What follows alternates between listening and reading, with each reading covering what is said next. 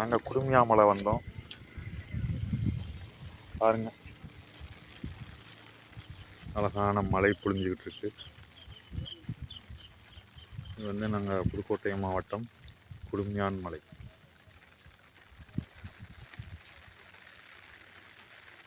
தெரியுதா? இங்கே ஒரு விஷயம் நாங்கள் பார்த்தோம்.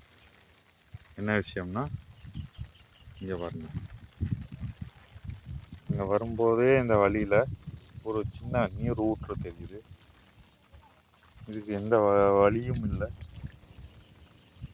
பாருங்க, அழகா எவ்வளோ அழகா வருது பாருங்க, நீர் கொப்பளிச்சுட்டு வருது.